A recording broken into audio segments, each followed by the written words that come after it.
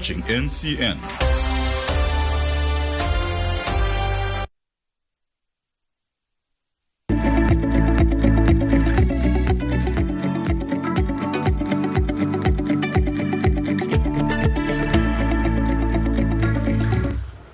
Hello and welcome to another episode of Simplifying the Law.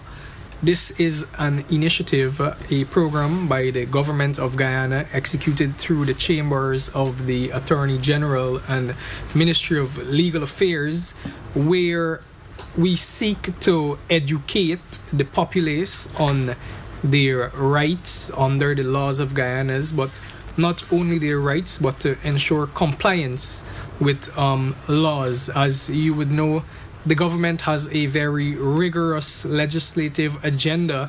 Just this year so far, up to 19 pieces of legislation were passed by the National Assembly and enacted, assented to by the President. So these are modern, complex laws that are being enacted, and they require technical expertise to break it down or simplify the provisions they contain. And therefore, the government and the cabinet thought it fit to put together this program for the benefit of the citizenry and the populace at large, to be up to date and aware of the laws of Guyana and the provisions of the laws and penalties under the laws, but not just to ensure compliance, but mostly for education purposes, to educate persons of their rights and their benefits and just what is contained within the legislation of the country. On the program, we feature experts from the chambers of the Attorney General and Ministry of Legal Affairs, and in the coming weeks we will feature persons from the private bar, religious organizations, and other experts to discuss specific legislation within their area of expertise or sector.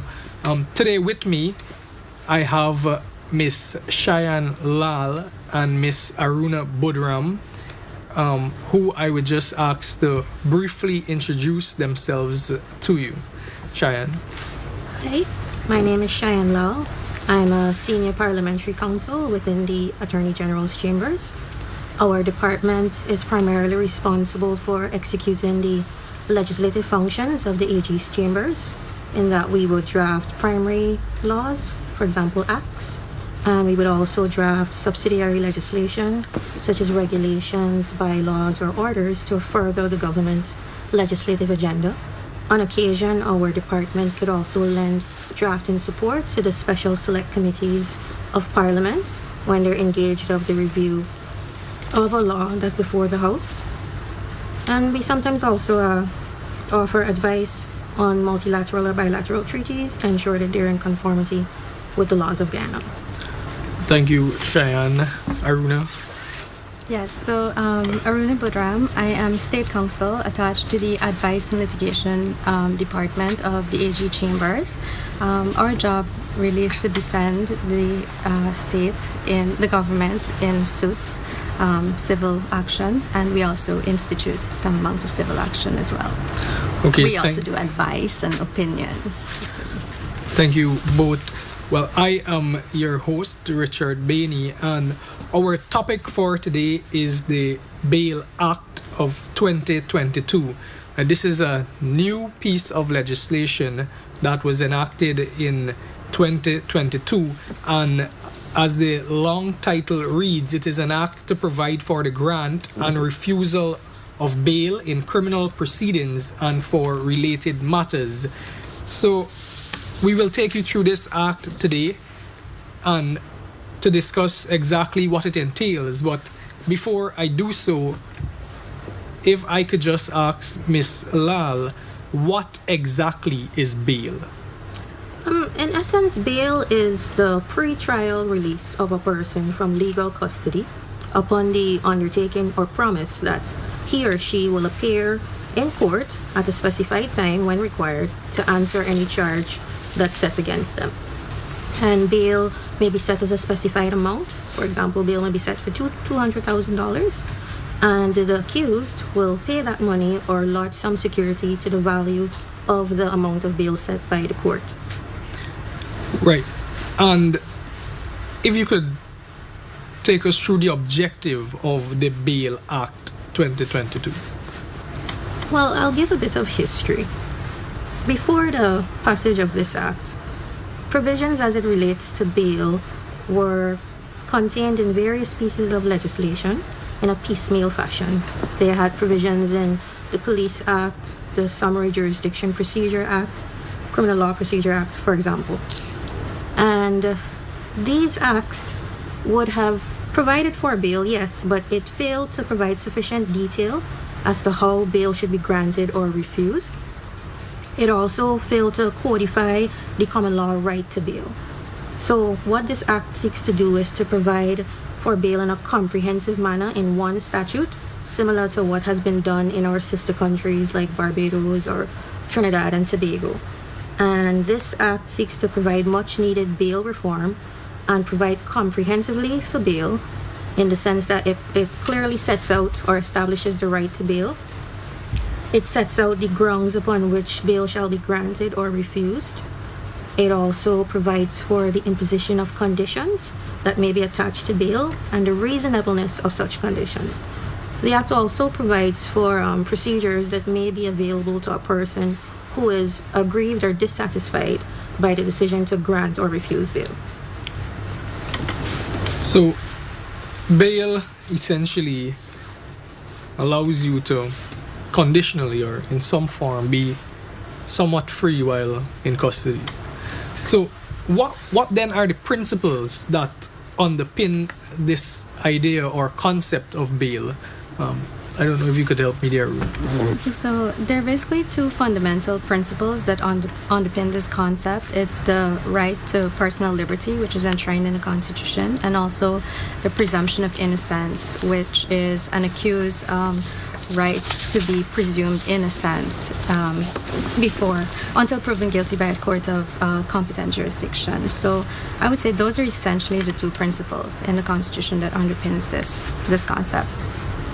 So an important question which I will pose now is, are you free? Are you a free man while on bail? I think there's a common misconception, because very often we read of a person being accused of a crime. That person is detained, kept in custody or arrested, and then released on bail.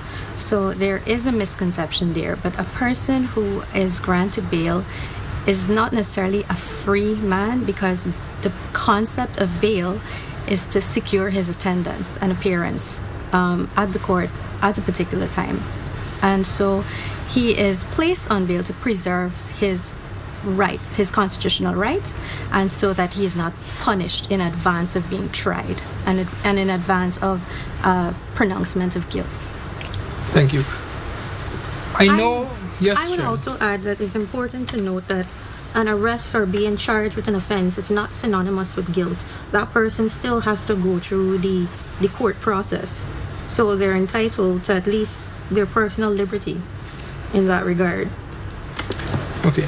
So I know usually you could be granted bail at the police station, and then you could be granted bail at the court when you appear before a magistrate. So if you could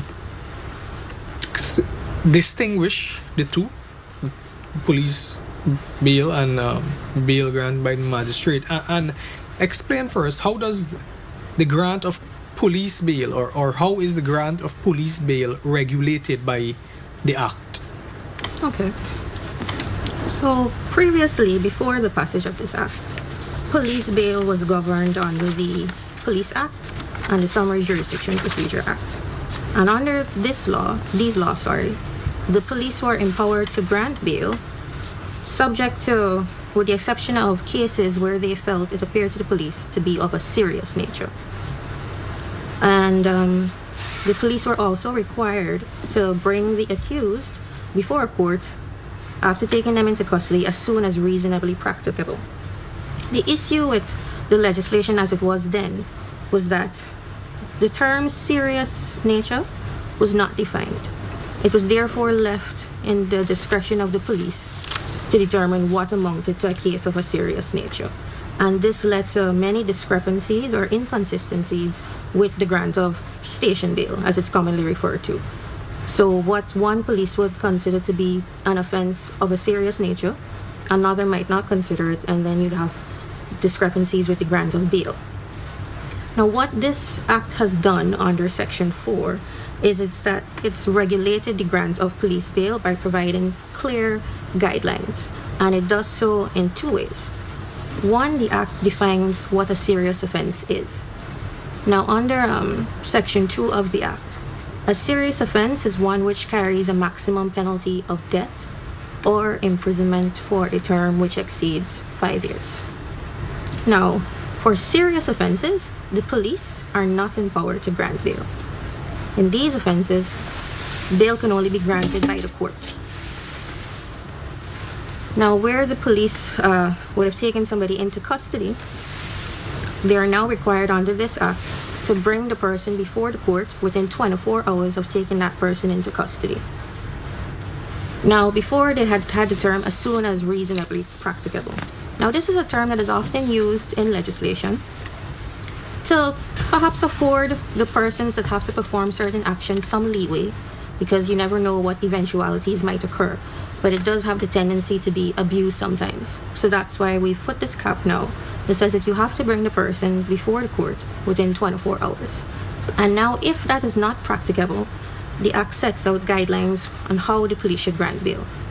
If it's not practicable for the police to bring the accused before the court within 24 hours, the police are required under the Act to look into the case and decide whether or not to grant bail. And if the offense is one which does not carry a custodial sentence, meaning that there's no term of imprisonment, the police are required to grant bail with every convenient speed. Now, what this means, they must grant bail immediately. So I'll give an example. Under the Motor Vehicle and Road Traffic Act, there is an offense of driving a motor vehicle while your blood, alcohol, or breath exceeds the prescribed limit. It's an offense which carries a fine of $200,000. There's no custodial sentence. So in this regard, the police must grant bail with every convenient speed if they cannot bring you before the court within 24 hours. For other offenses which are not serious offenses, those being offenses with an imprisonment term of less than 5 years, the police may grant bail. So I'll use the Motor Vehicle Act again. So for example, the offense of reckless driving, that carries a term of imprisonment of 12 months. The police may grant bail in this regard as well. Okay, thank you for that elaborate explanation, Cheyenne.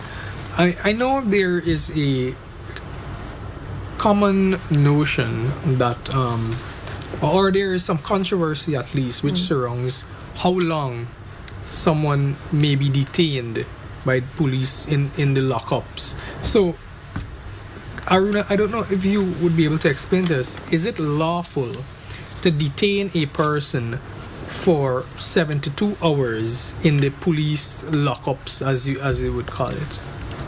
Okay, so let me answer it this way. Cheyenne mentioned that there are certain offenses that have attached to them a sentence of imprisonment of less than 5 years, and in those cases, the police has discretion to grant bail.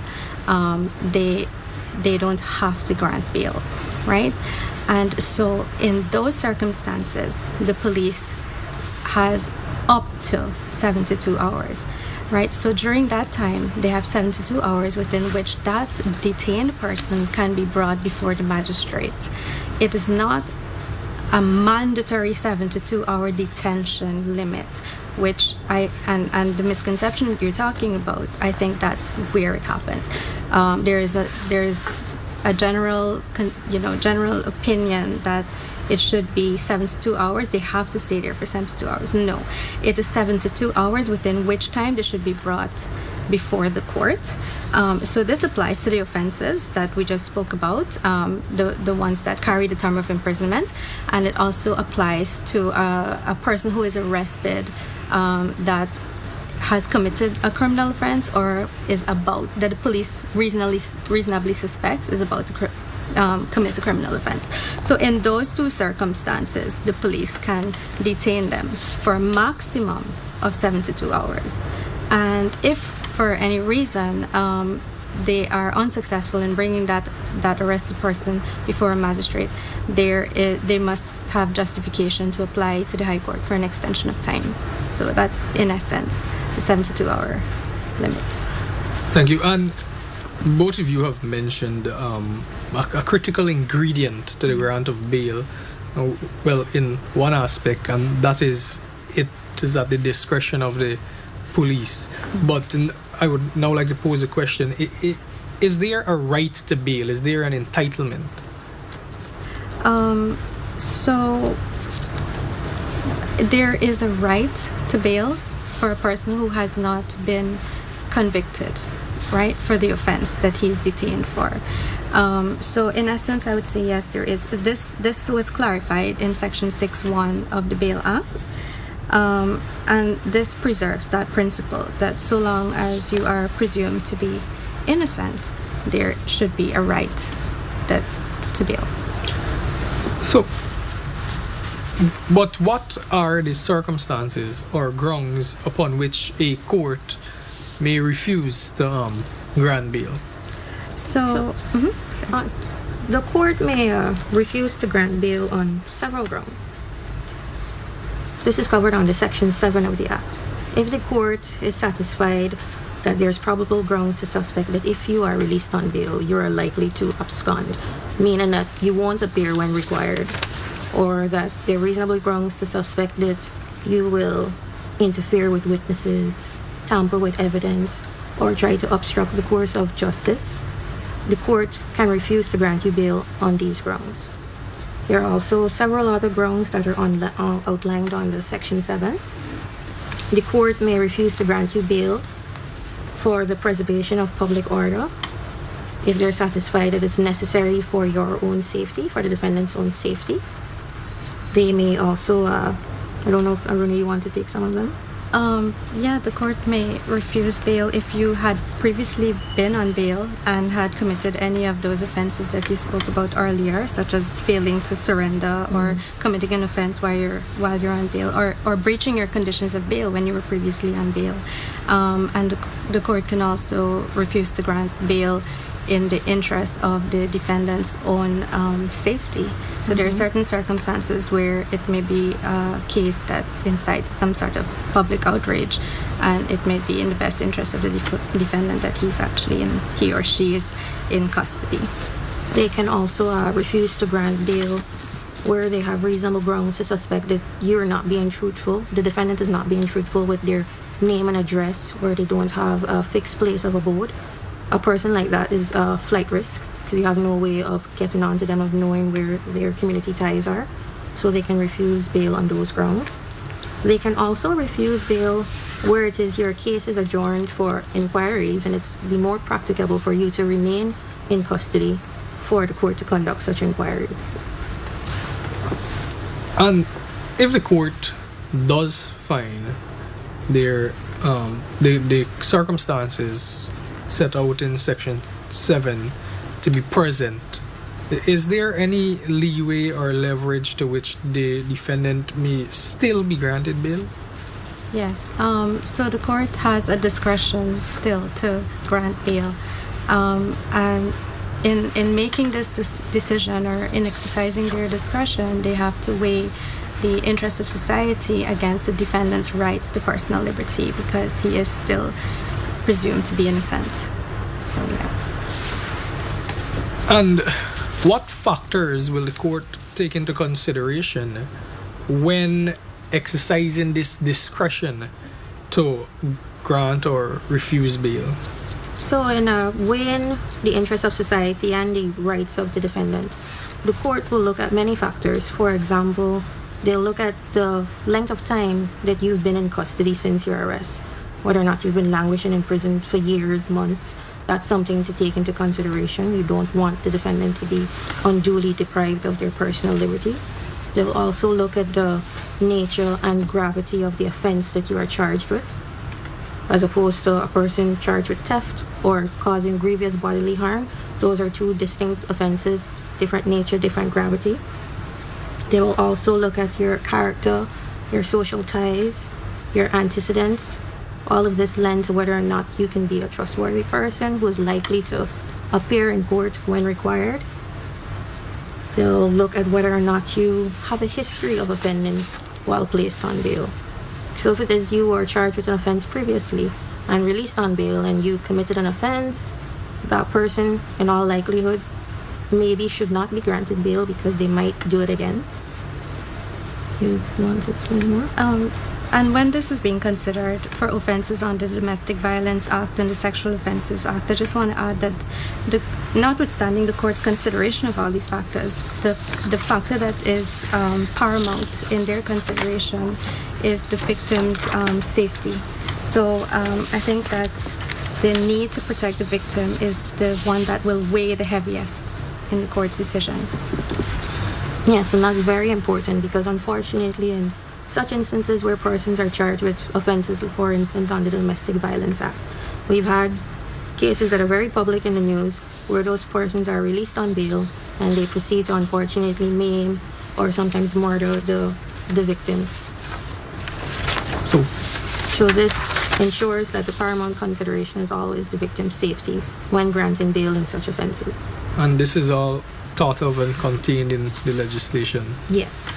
Now, what happens in the event that someone is convicted and they appeal, and while awaiting for their appeal to be heard, can they be granted bail in that circumstance as well? And does the Act cover this? This is covered under Section 9 of the Act. Now, a distinction needs to be made about a person applying for bail after they've been convicted. There's no right of right to bail in that instance because there's no longer a presumption of innocence as you've already been found guilty of the offense. Nevertheless, you can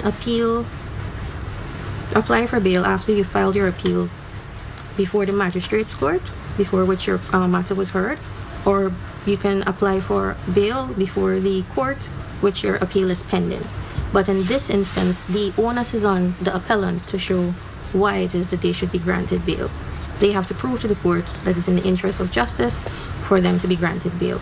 And in the court deciding whether or not to grant bail, they'll also look at the factors that we would have previously mentioned and whether or not it's in the interest of society on a balance of probabilities for this person to be released on bail. And bail is conditional insofar that if you are granted bail, it must be within the boundaries of what the court outlines. So, what conditions can the court attach to the grant of bail? Because when you are granted bail, you are not as free as you were prior to being charged with an offense. And how far can they take it? What conditions can they impose?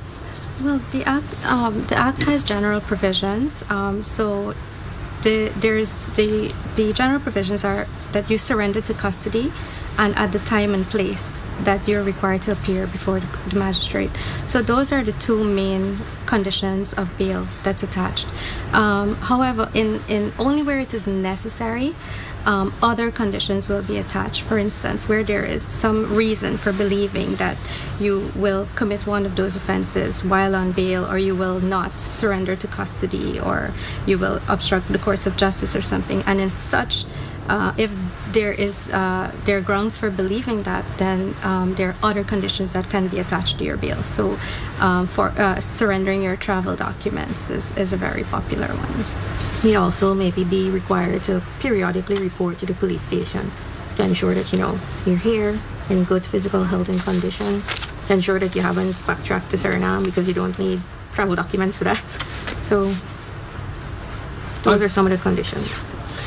And what would be the consequence or the repercussions associated with breaching these conditions? So if someone is placed on bail and they're told they must report to the police station every Friday of the week, and they fail to report one Friday, what would be the next phase of action, next step? Can be charged with the offense of absconding, and I think it carries a fine of $200,000 and 1 year imprisonment.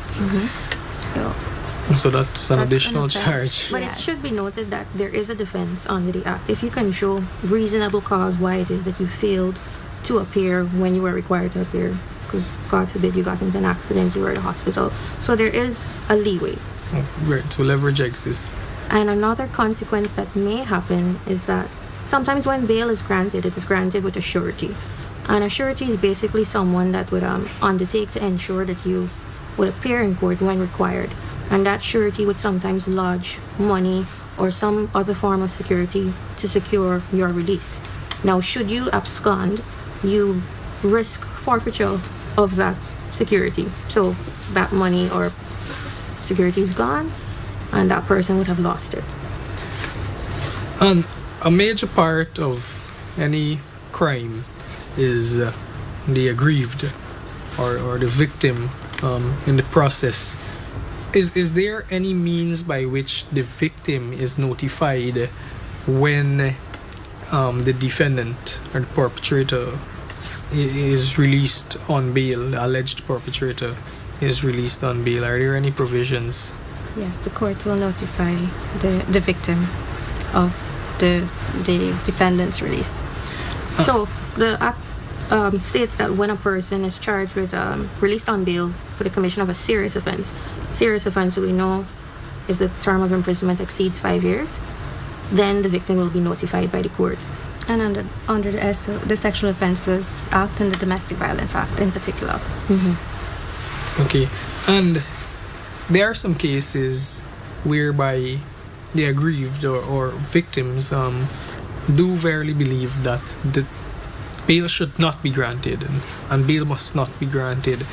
Is there anything that they can do, or what can a person do when they are aggrieved by a decision to grant bail to a defendant? So a person who is aggrieved can appeal the decision via two pathways, I would say. If they're appealing the decision of the magistrate to refuse bail, they would apply to the full court. If, however, they are appealing they wish the High Court to look into the manner in which the decision was made by the magistrate, they can apply to the High Court under the Judicial Review Act. So those are the two pathways, and in both instances, if a party is still aggrieved, they can continue to appeal to the Court of Appeal and to the CCJ. Well, I'd also add that when bail is refused, the court is required under the Act to inform the defendant of their right to appeal that decision not to grant.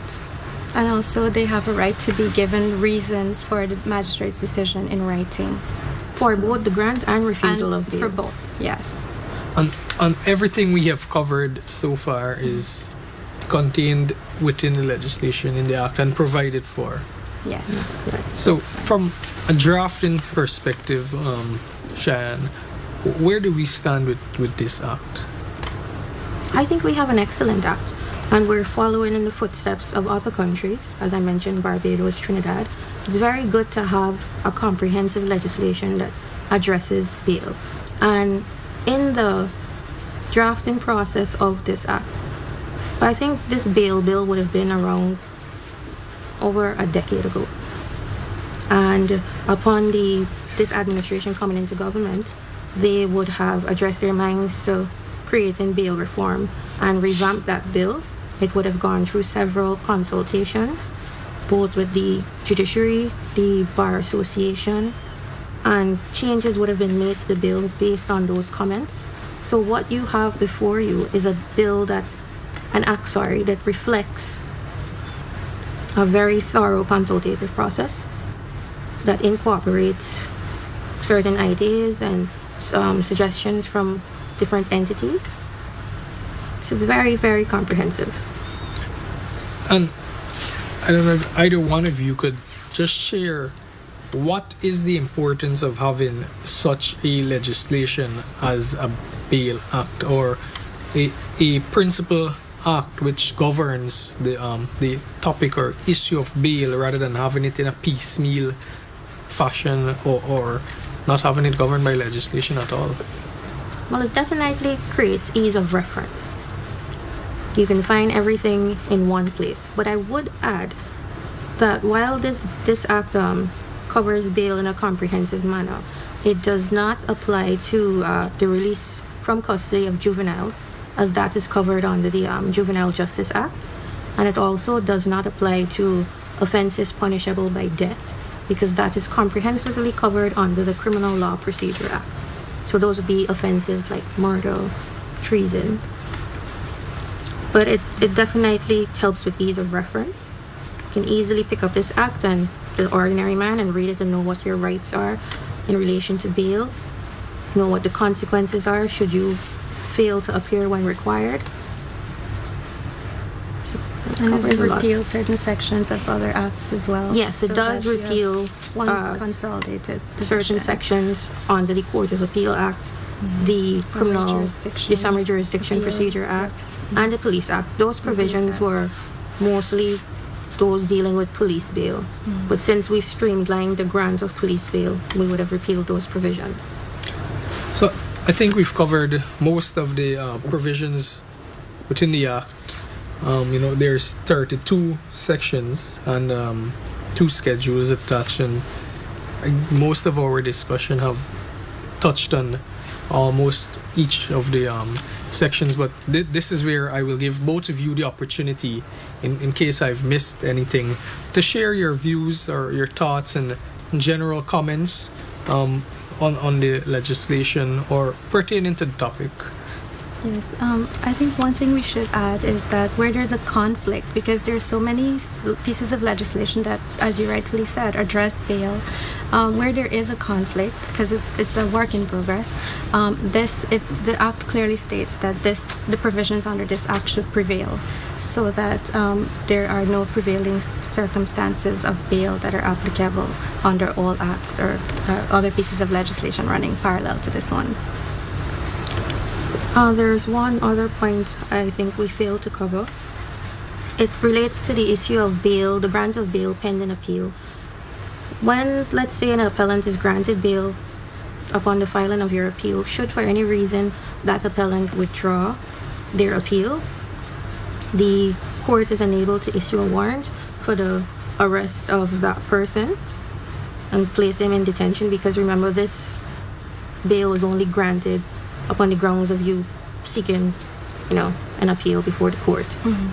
So you can't use the court to obtain bail or obtain freedom and then abscond, basically.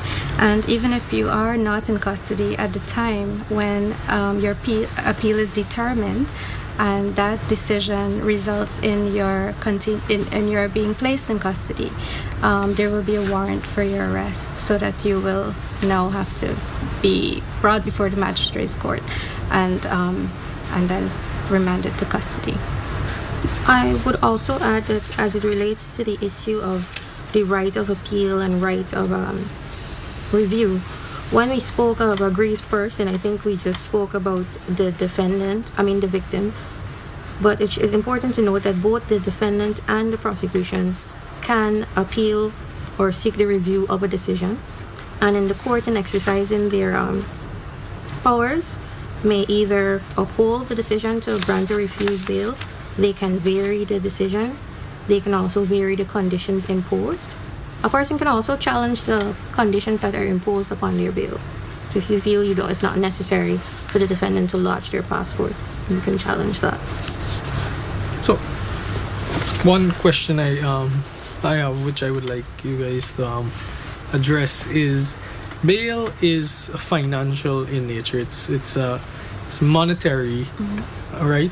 So, what happens if you can't meet the amount or the sum in cash, but let's say you have a transport or something that you might be able to pledge? Is that a workable scenario?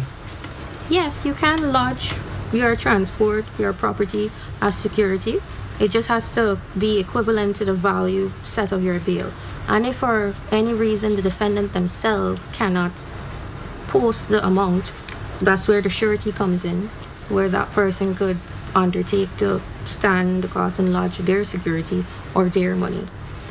And of course, failing to appear will result in the surety's, the amount of money lodged being forfeited. There's a risk of that. So, and it should be noted that upon the conclusion of the matter, you do it's returned. It's returned. Yeah. Right. So that was actually my my next question. What happens when the matter abscond, or you know, or you just you fail to appear without a reason for your absence. So at the end of the matter, regardless if someone is convicted or released, bail is returned. Once they have satisfied their conditions of their bail. Yeah. Okay. And that's both the station bail, as we would call it, and yes. Remember, bail is just to secure your attendance. So once you attend and satisfy all the conditions of your bail, the money will be returned. Your security or title document will be returned to you.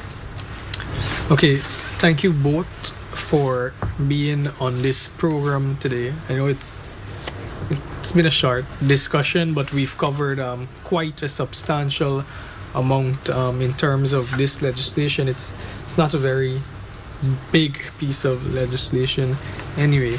So thank you, Aruna, and thank you, Cheyenne, for joining me today to go through this tedious piece of legislation here and simplify it or explain it for the populace.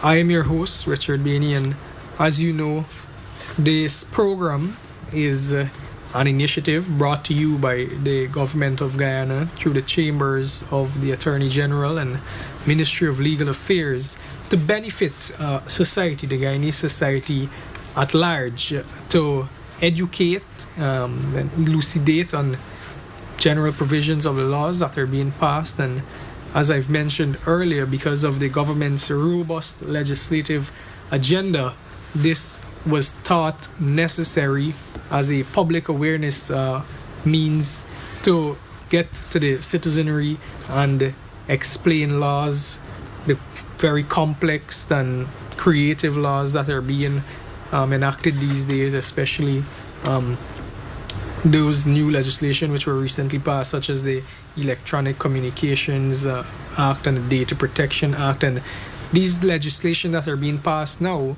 entail modern and complex terminology and procedure, and therefore the government thought it necessary to start this program where we feature persons like yourself, experts in their field, to come and sit and break the provisions down so everyone would be able to understand. And you know, as our Honorable Attorney General and Minister of Legal Affairs would usually say, ignorance of the law is no excuse. So not only is this to educate and enlighten persons on their rights, but also to ensure that they're up to date with penalties and punitive provisions which may exist within legislation, so nobody could turn up and say, oh, I didn't know or I didn't understand.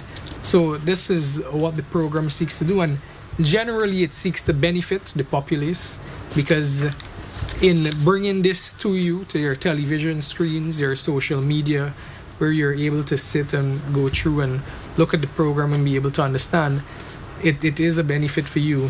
Because while we speak of punitive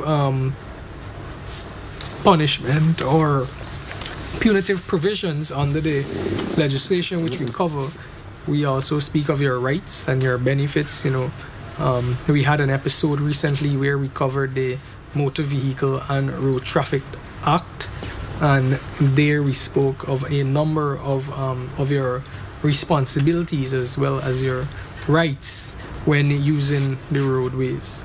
So this has brought us to the end of today's episode. Until next week, I would like to encourage you to share this program as widely as possible. It's available on social media, on the Department of Public Information page, Facebook page, and the National Communications Network Facebook page. So as well as the Honorable Attorney General, he shares it as well on his social media, as he is very much involved in the program and takes a keen interest to ensure that persons appear and they're carefully selected to speak on topics of which they're au fait. So take the opportunity to share with your friends and share with your family. Until next time, I am your host, Richard Bainey. Thank you for joining us.